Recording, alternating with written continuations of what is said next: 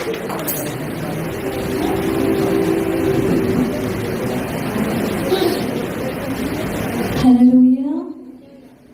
ఈ సమయాన్ని ఇచ్చిన పాస్టర్ గారికి, వచ్చిన మీ అందరికీ నా వందనాలు. మరి ముఖ్యంగా పరిశుద్ధాత్ముడైన యేసుక్రీస్తు వారికి నా ప్రత్యేక వందనాలు తెలియజేస్తున్నాను. చిన్ని ప్రార్థన చేసుకొని నేను సాక్ష్యం చెప్పుకుంటున్నాను. అందరూ కళ్ళు మూసుకోవాలని మనవి చేస్తున్నాను. యేసయ్యానికి వందనాలు, స్తోత్రాలు ప్రభువా. ఈ సమయాన్ని మాకు ఇచ్చినందుకు నీకు వందనాలు. ఎంతో మందికి లేదు ప్రభువా, మాకేదైతే మంచి ధన్యతనిచ్చావు. నీ సన్నిధిలో కూడి మిమ్మల్ని ఆరాధించడానికి యవనస్తులైన మేము అనేక విషయాలు తెలుసుకోవడానికి ఈ సమయాన్ని ఇచ్చిన భాగ్యాన్ని బట్టి నీకు వందనాలు. కృతజ్ఞతాస్తుతులు చెల్లిస్తూ యేసు పరిశుద్ధ నామమున అడిగి వేడుకుంటున్నాము తండ్రి, ఆమేన్. హల్లెలూయా. నా పేరు మఠం షారిన్ ప్రొఫెసర్ ప్రియ. మా డాడీ పేరు మఠం జ్యోతిరాజు గారి రెండవ కుమార్తెను నేను.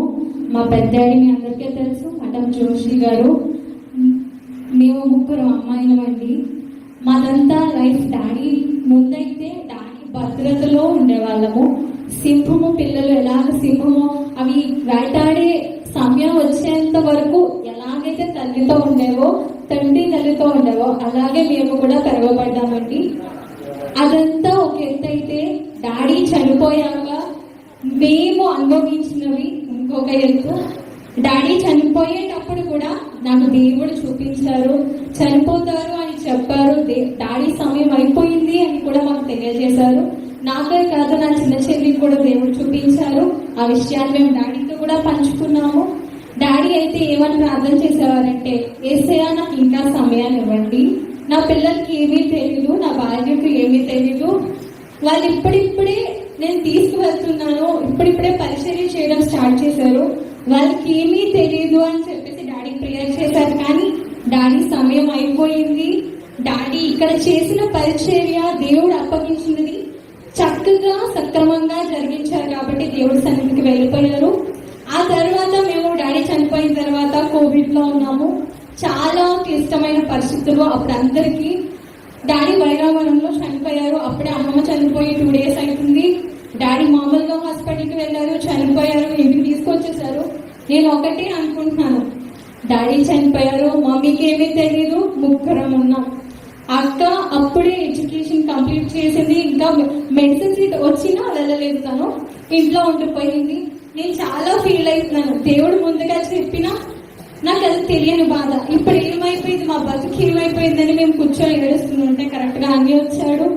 అన్ని వచ్చి మేము అనుకున్నాం, పెద్దని వచ్చిన తర్వాత ఇంకా కోవిడ్ అంటున్నారు కదమ్మా, ఇంటికి వరకు వద్దు అంటాడేమో అనుకున్నాం. కానీ కార్ తీసుకొని ఇక్కడికి వచ్చేసాము.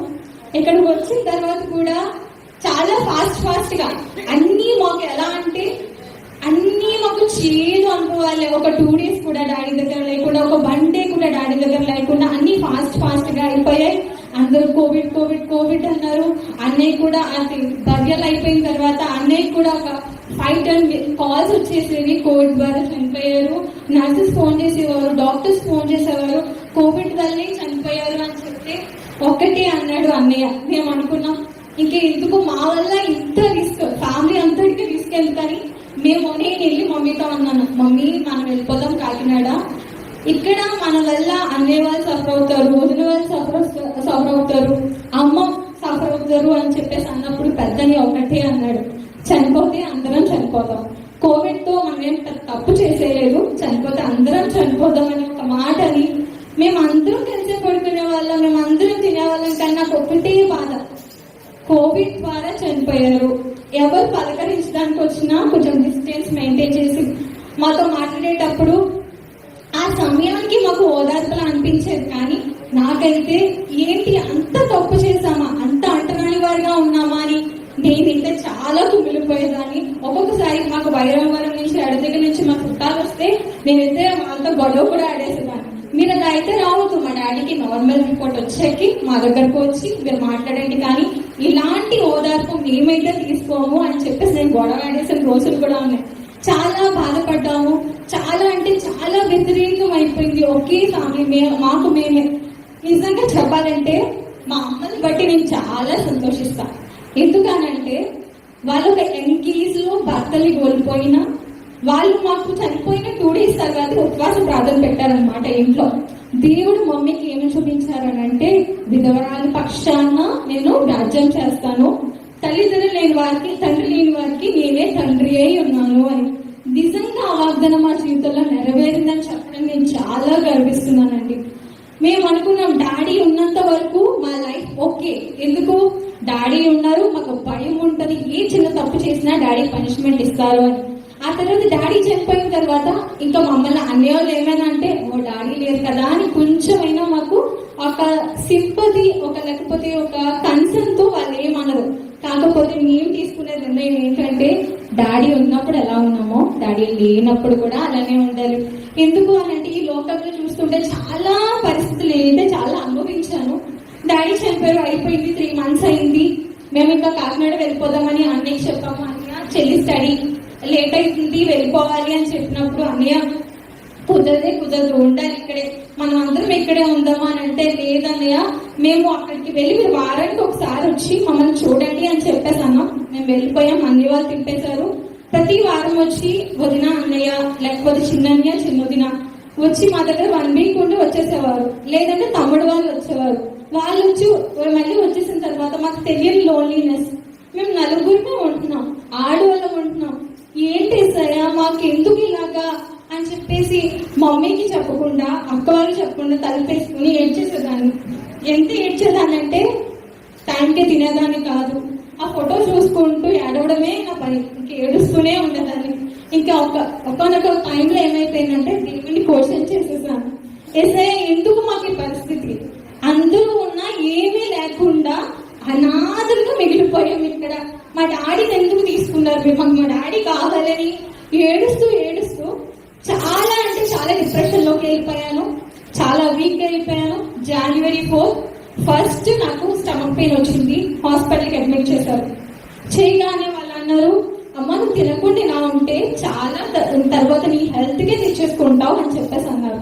అయినా వెళ్ళినట్టు మెడిసిన్స్ ఇచ్చారు, ఇంటికి వచ్చేసాం, అంతా అయిపోయింది. February 4th నా బర్త్డే కంప్లీట్ చేసుకున్నా. 6th మళ్ళీ సేమ్ పెయిన్ నాకు స్టమక్ లో రావడం స్టార్ట్ చేసింది. నాకు తెలియట్లేదు, చాలా పెయిన్ వచ్చేస్తుంది, ఏడ్చేస్తున్నాను. ఇంకా మమ్మీ ఇలా కుదరదు అని చెప్పి మళ్ళీ హాస్పిటల్ తీసుకెళ్లారు. వెంటనే డాక్టర్స్ అన్నారు, ఈ అమ్మాయి చాలా సీరియస్ కండిషన్ లో ఉంది, హాస్పిటల్లో అడ్మిట్ చేయాలి అని చెప్పారు. మమ్మీ ఏం ఆలోచించకుండా హాస్పిటల్లో అడ్మిట్ చేశారు. నా వెయిట్ చెక్ చేశారు, నాకు తెలియకుండానే 48 kgs ఉండేది, దాన్ని 25 kgs వచ్చేసాను.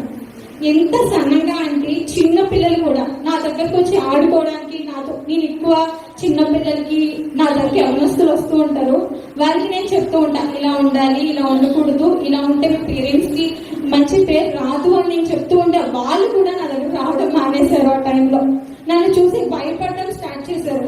మొత్తం అస్థి పంచడం, అమ్మ చెత్త నా దగ్గరకు వచ్చేవారు, ప్రేయర్ చేశారు. ఆ టైంలో చూసి అందరూ ఏడుస్తున్నారు, చిన్న వచ్చి, ఎందుకమ్మా ఇలాగా, నువ్వు తినాలి, డాడీ దేవుడి దగ్గరికి వెళ్ళారు అని చెప్తున్నారు. కానీ నా మైండ్కి ఏమీ ఎక్కట్లేదు. ఇంకా నేను చాలా వీక్ అయిపోయాను. హాస్పిటల్లో అడ్మిట్ చేశారు, ట్రీట్మెంట్ స్టార్ట్ చేశారు, టెస్టులు చేయడం స్టార్ట్ చేశారు. బ్లడ్ వచ్చేసి 6 points మాత్రమే ఉంది నాకు. చూసి అన్నారు, బ్లడ్ ఈ అమ్మాయికి ఎక్కించాలి, లేకపోతే ప్రమాదం.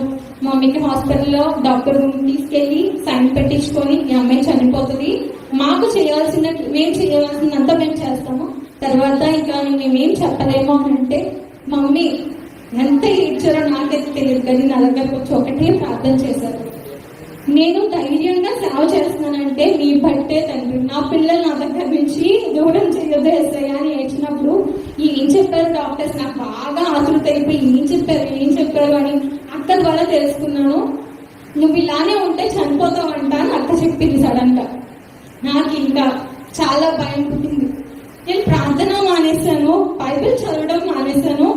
ఇప్పుడు నేను చనిపోతే ఎక్కడికి వెళ్తాను? ప్రార్థన బైబిల్ చదవకపోతే మనకి ఏంటండి, అసలు ఏదరికి వెళ్తాం, చనిపోతే నరకానికి వెళ్ళిపోతాం. నాకు చాలా భయం స్టార్ట్ అయింది, కానీ బైబిల్ పట్టుకోవడానికి ధైర్యం చేయట్లేదు నేను, ఎందుకంటే నేను దేవుడి మీద కోపం చేశాను. నేను పట్టుకున్నామంటే ఎక్కడో నా ఈగో సాటిస్ఫై అవ్వట్లేదు. నేను వెళ్ళి పట్టుకొని చదవాలి అనిపించినా నాకు చదవాలనిపించట్లేదు. ఇంకా అలా ఉండగా ట్రీట్మెంట్ స్టార్ట్ చేసి టెస్టులు నా దగ్గర తీసుకొచ్చి, ఆ అమ్మాయి పేగుల్లో చిగురు పట్టేసింది, ఆ అమ్మాయి బ్రతకడం కష్టం. మేమైతే మాకు తోచిన ట్రీట్మెంట్ 3 days 4 days వరకు చేయాలి అని చెప్పేసి అన్నారు. స్టార్ట్ చేశారు. సెకండ్ డే ట్రీట్మెంట్ అయింది. నా వల్ల అవ్వట్లేదు. కరెక్ట్ గా 10 o'clock మమ్మీ నేను పడుకున్నాం. ప్రార్థన చేసి మమ్మీ నేను పడుకుంటే మమ్మీకి సేమ్ అదే కళ వచ్చింది. మమ్మీ పడుకున్నప్పుడు నాకు బరియల్ మొత్తం చేసి వైట్ డ్రెస్ లో నాకు బరియల్ చేసినట్టు మమ్మీ కళ వచ్చింది. నాకు సేమ్ ఏం కళ వచ్చిందంటే నా స్టేటస్ వాట్సాప్ స్టేటస్ లో ప్రతి దాంట్లో మిస్ యూ ప్రియా అని పెడుతున్నట్టు నా స్టేటస్ లో నాకు అలాగా కళ వచ్చింది.